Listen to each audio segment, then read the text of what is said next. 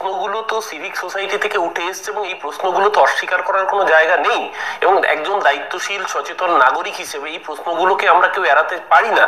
নিশ্চিতভাবে আপনি 100টা কাজ করলে তাতে হয়তো 98টা কাজ ভালো করছেন, কিন্তু একটা কি দুটো কাজে কোথাও গাফিলতি থেকে যাচ্ছে, ভুল থেকে যাচ্ছে, হিউম্যান এরর হচ্ছে, যার ফলে এই সঞ্জয় রায়দের বারবারন্ত ঘটেছে। এটা তো অস্বীকার করার কোনো জায়গা না, আমরা কেউ অস্বীকার করি, ডিনায়াল মোডে কেউ নেই।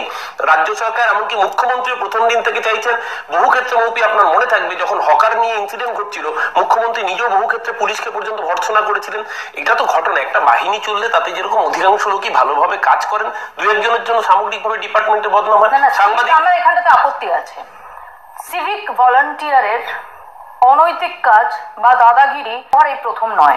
নয় তো সার্টিফিকেট লাগে, যেটা এরপর এই ঘটনার পর আমরা জানি যে কলকাতা পুলিশের তরফ থেকে যে বার্তা দেওয়া হয়েছে। আমার প্রশ্ন হচ্ছে যে এই সঞ্জয় রায়ের পাড়ায় গিয়ে সংবাদ মাধ্যম জানতে পারলো যে এর বিরুদ্ধে কত কত অভিযোগ, এরকম একটা লোক সিভিক ভলান্টিয়ার হিসেবে যোগ দিয়ে। আমি এখানে একটা বেসিক পার্থক্য রয়েছে মৌপিয়া, যে চাকরির কথা বলছেন সেটা যে কোনো সরকারি স্থায়ী চাকরির ক্ষেত্রে সেই ব্যাকগ্রাউন্ড ভেরিফিকেশন হয়, কিন্তু এটা একেবারেই একটা কন্ট্রাকচুয়াল পোস্ট। তাই স্বাভাবিকভাবে পার্টিকুলার দুই একটা ক্ষেত্রে নিশ্চিতভাবে কোনো মিসিং রয়েছে, যার ফলে এই সমালোচনার জায়গাগুলো তৈরি হয়েছে। এটা তো অস্বীকার করবার কোনো জায়গা নেই, কিন্তু সরকার তো ডিনায়াল মোডে নেই বলেই সরকারি এই সঞ্জয় রায়কে অ্যারেস্ট কে করেছে? অ্যারেস্ট তো করেছে কলকাতা পুলিশ। প্রথম দিন 24 ঘন্টার মধ্যে জিরো টলারেন্স নিয়ে কলকাতা পুলিশই তো একে অ্যারেস্ট করেছে। বিচার হয় না, যদিও বিজেপি সেটাই করে। প্রশ্ন উঠবেই,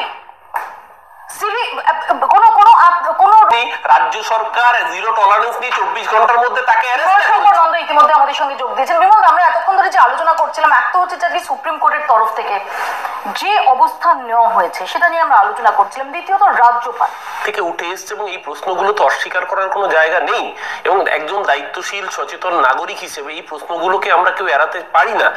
নিশ্চিতভাবে আপনি 100টা কাজ করলে তাতে হয়তো 98টা কাজ ভালো করছেন, কিন্তু একটা কি দুটো কাজে কোথাও গাফিলতি থেকে যাচ্ছে, ভুল থেকে যাচ্ছে, হিউম্যান এরর হচ্ছে, যার ফলে এই সঞ্জয় রায়দের বারবারন্ত ঘটেছে। এটা তো অস্বীকার করার কোনো জায়গা না, আমরা কেউ অস্বীকার করি, ডিনায়াল। যেটা করতে হবে, কালো রঙের যে সাবস্ক্রাইব বাটনটা আছে সেটাকে অন করে দিতে হবে, পাশের যে বেল আইকনটা আছে সেটাকে অল করে রাখবেন, তাহলে এরপর থেকে যে সমস্ত গুরুত্বপূর্ণ আপডেট ভিডিও আমি ছাড়বো সবার প্রথম পেয়ে যাবেন আপনি।